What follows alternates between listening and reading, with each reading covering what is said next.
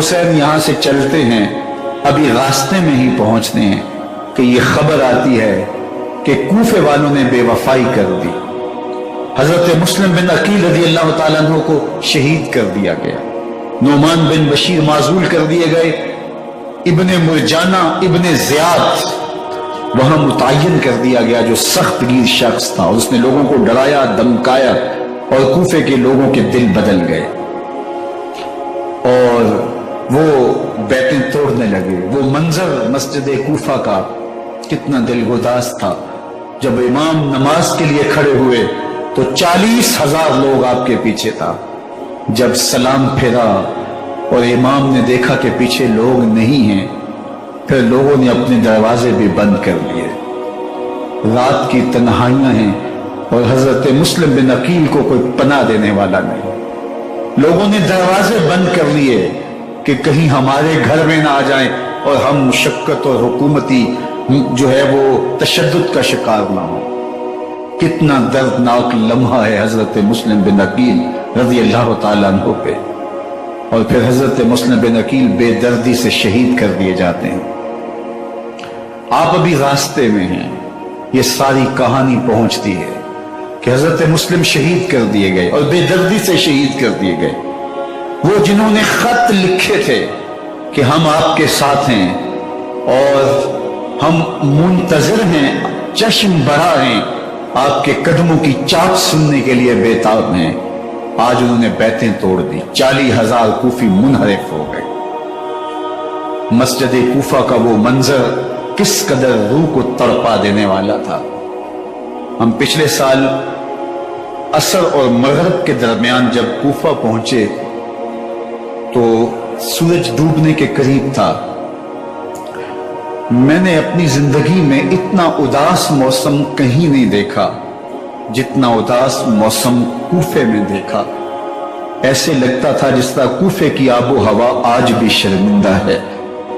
جو مسلم بن عقیل اور خاندان نبوت کے ساتھ اہل کوفہ نے کیا، حضرت امام حسین رضی اللہ تعالیٰ عنہ کو ان کے بہی خواہوں نے، اعزاء نے، اقربا نے، دوستوں نے، آوان و انصار نے، ساتھیوں نے کہا کہ حضرت حالات یکسر تبدیل ہو گئے، اب ہمیں مراجعت کر جانی چاہیے، واپس پلٹ جانا چاہیے۔ تو حضرت امام حسین کافی سوچ بچار میں رہے، پھر اس کے بعد آپ نے فیصلہ کیا کہ ہم آگے بڑھیں گے۔ دوستوں نے کہا کہ حضرت اگر آپ آگے بڑھیں گے تو ہمیں لگتا ہے کہ وہ آپ کے ساتھ سلوک اچھا نہیں کریں گے اور آپ بچوں کے سامنے پیاس سے شہید کر دیے جائیں۔ تو حضرت امام حسین رضی اللہ تعالیٰ عنہ نے وہاں ایک خطبہ ارشاد فرمایا کہ لوگوں تم جو مجھے بتا رہے ہو مجھے اچھی طرح معلوم ہے، جو تم مجھے منظر پیش کر رہے ہو وہ میری نگاہوں میں ہے، اور جو کچھ ہونے والا ہے چشم تصور وہ منظر دیکھ رہے ہیں۔ کیونکہ حضرت امام حسین رضی اللہ تعالیٰ عنہ کی شہادت کی خبر حضرت امام حسین کے پیدا ہوتے ہی خاندان نبوت میں عام تھی۔ حضور علیہ السلام کو یہ بات جبریل امین نے آ کے بتائی تھی جب حسین ابن علی کے ساتھ حضور محبت کا اظہار کر رہے تھے، تو یہ جبریل امین نے آ کے کہا تھا حضور آپ کا یہ بیٹا ارض طف میں شہید کر دیا جائے گا، اور کربلا کی مٹی لا کے حضور کو دی اور ام سلمہ کو حضور نے عطا کر دی۔ حضرت ام سلمہ کہتی ہیں کہ ایک دن میں سوئی تو خواب دیکھا کہ حضور کے مبارک بال بکھرے ہوئے ہیں اور سخت پریشان ہیں، تو میں نے کہا کہ حضور آپ کی یہ کیا حالت ہے؟ وَبِيَدِهِ قَارُورَةٌ، اور حضور کے ہاتھ میں ایک شیشی ہے، فِيهَا دَمٌ، جس کے اندر خون ہے۔ تو میں نے کہا حضور یہ کیا؟ فرمایا میں قتل گاہ حسین سے آ رہا ہوں اور یہ حسین ابن علی کا خون ہے۔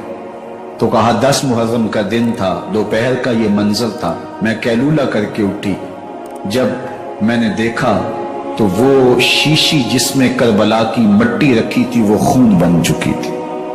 تو یہ خبر پہلے دی گئی تھی، یہ بتا دیا گیا تھا۔ فرمایا میرے دوستو جو تم مجھے بتاتے ہو میں اس سے بے خبر نہیں ہوں، یہ سب کچھ ہونے والا ہے، لیکن اس کے باوجود میں کیوں جا رہا ہوں؟ تو آپ کا ایک تاریخ ساز جملہ ہے جو کربلا کے فلسفے کو ہمارے سامنے رکھتا ہے کہ یہ اتنا بڑا امتحان کیوں دیا۔ حضرت امام حسین رضی اللہ تعالیٰ عنہ نے فرمایا وَلَكُمْ فِيَّ أُسْوَةٌ، میں اس لیے جا رہا ہوں قیامت تک ظلم، جبر اور ناانصافی کے خلاف کھڑے ہونے والوں کے لیے کوئی نمونہ تو ہو۔ میری زندگی قیامت تک ظلم، جبر اور استحصالی نظام کے خلاف کھڑے ہونے والوں کے لیے نمونہ ہے۔ تو حضرت امام حسین رضی اللہ تعالیٰ عنہ نے حق اور باطل کے درمیان ایک سرخ لکیر کھینچ دی اپنے خون سے۔ اب حق اور باطل کا امتیاز کرنا مشکل نہیں ہے، کوئی باطل پہ اڑا رہے تو الگ بات ہے، لیکن امتیاز کرنا مشکل نہیں ہے۔ حدود بالکل واضح کر دی۔ اقبال نے یہاں کتنی خوبصورتی کے ساتھ اس مضمون کو نبھایا۔ سرخ رو عشق غیور از خون او، شوخی ای مصرع از مضمون او، تا قیامت قطع استبداد کر، موج خون او چمن ایجاد کر۔